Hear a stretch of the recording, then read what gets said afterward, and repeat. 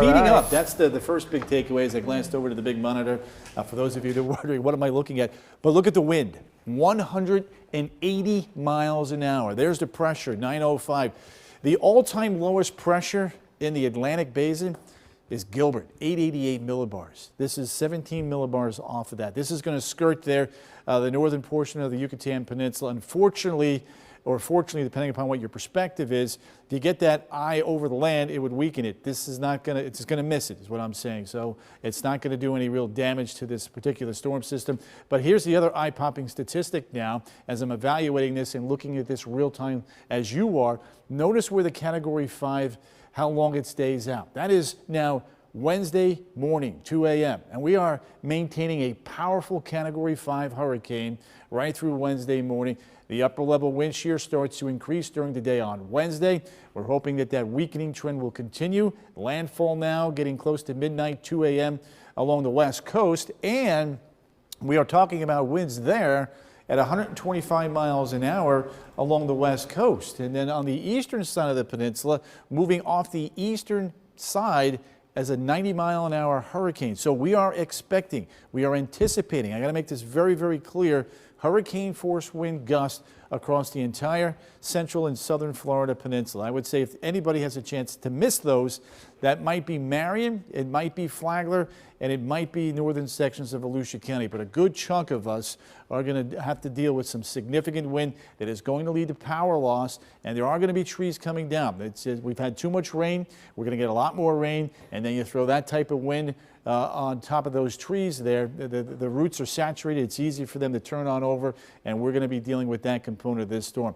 There's the eye. It's very compact. If you look real close, look at the spin, how fast that is. You see that in intense, well-wound up storms, and that's what's clearly going on right now at sunset. Closer vantage point, right off the west coast there, 125 mile an hour, Category 3 major hurricane coming in just west of Polk County. Remember, it does wind down as it crosses the peninsula, but even at that intensity, we're talking about Cat 2 to Cat 1 winds here through Polk, Osceola, Orange, on into Seminole, on into portions of Lake County and Sumter County, maybe a little bit weaker as it pushes back towards Brevard and southern Volusia County. So two camps, one that goes across Osceola County and the other that goes right over Tampa Bay and then right towards the Titusville, Oak Hill area there in southern Volusia County. So can't stress this enough. Prep, prep, prep.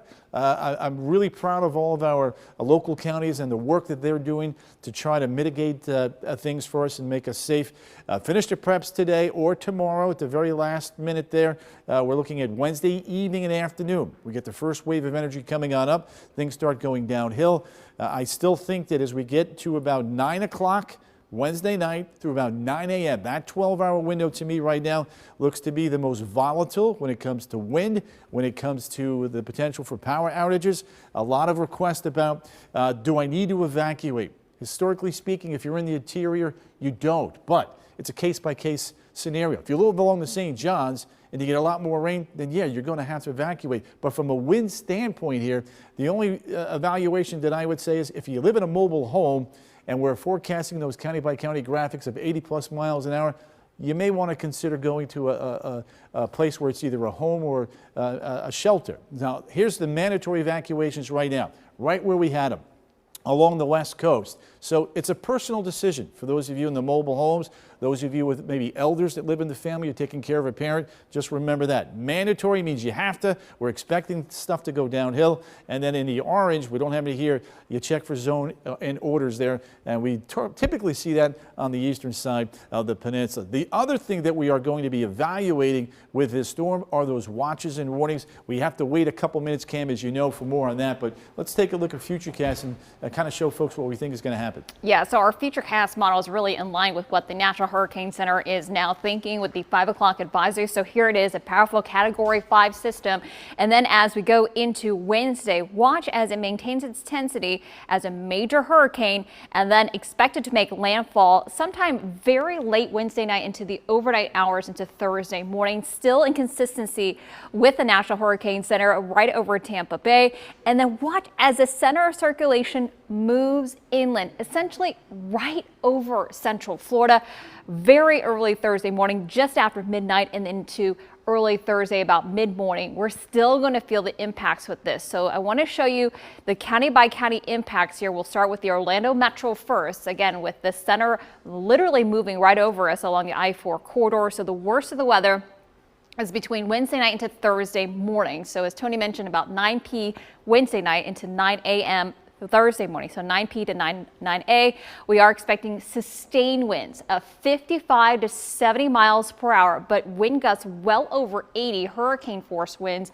Rainfall amounts about 5 to 8 inches on top of what we've seen already. Let's head a little farther to north up into Seminole County. Again, the worst of weather 9 p to 9 a from Wednesday evening to Thursday. We are expecting sustained winds about 55 to 65 miles per hour. So easily strong tropical storm strength winds, wind gusts well over 80 miles per hour, 5 to 8 inches of rain here for folks in Seminole County. And down in Osceola County, we are expecting the worst of the weather. Also very late Wednesday into early Thursday. You're going to feel a bit stronger of the winds here because it's essentially going to move right over you folks, this at least the center of circulation either over Osceola or Orange counties. So winds sustained of 60 to 70 miles per hour. Gusts well over 80 at times. Rainfall amounts about 4 to 7 inches of rainfall. So again, we are talking about likely widespread power outages the farther west you are. Down in the metro, we're talking about power outages as well. Here's looking at your Central Florida certified most accurate forecast. First warning weather days Wednesday and Thursday. We start to see conditions improve late day Thursday, and then behind Milton, we do get a teeny tiny taste of fall. If I did not get to your county by county graphic, I will get to it in just a second. As we look ahead, we are going to see those county by county graphics as we go into the next time we see you. If I did not get to you, we will get to them pretty soon. Back to you guys. Thank you, Cam. As people try to evacuate from the direct impact of the storm, traffic on I-4 coming from Tampa backed up. This is video sent in from our traffic expert Megan Mackey showing the line of cars standing still on I-4 eastbound. As you can see there, an area near Polk City, usually prone to some slowdowns, and now there's even more people on the roads than normal. A lot of people evacuating, and that's a good thing, Tony, because we've got hurricane watches now and warnings in places that we didn't have them before. That's right. So we told you it would take a couple of seconds for the Hurricane Center to update that map, and we had that new graphic on one of our weather sources, WSI-1, and the majority of Central Florida is now under a hurricane warning. And when we're under a hurricane warning, that means we are anticipating winds to be above 75 miles an hour within about 36 hours from right now. So you do 24 hours from now, that's Tuesday night, you add another 12, and we're talking, you're getting them as we get into Wednesday afternoon and evening. Yep. So that's a biggie. And then along the coast, everybody's under a watch now. So every sometimes county. when you look at this and you look at what we're expecting, people need this sort of clear cut. When should I be home? When should I stay off? He's talking about WSI-1. He needs WSI-1 that just updated with Yeah, the latest and I think a lot of five- the county by county conferences are saying pretty much the same time frame. As early as 9 a.m. I've heard in Osceola County. We were talking about that earlier. Maybe a little bit later on the eastern side. But for me personally, if you're done by 2 o'clock, you're good. Now there may be. It was interesting watching Cam with the new Futurecast. There was a band of storms coming up mid-afternoon, so you got to consider that as well. So something else. So again, reiterating, along the eastern side of the peninsula, all of Flagler, Volusia, and Brevard County are now under a hurricane watch. Osceola County, Seminole, Orange, Lake, Sumter, Marion, Polk, and off towards the west coast are under hurricane warnings. Within 36 hours from now, there will likely be a hurricane force winds, guys.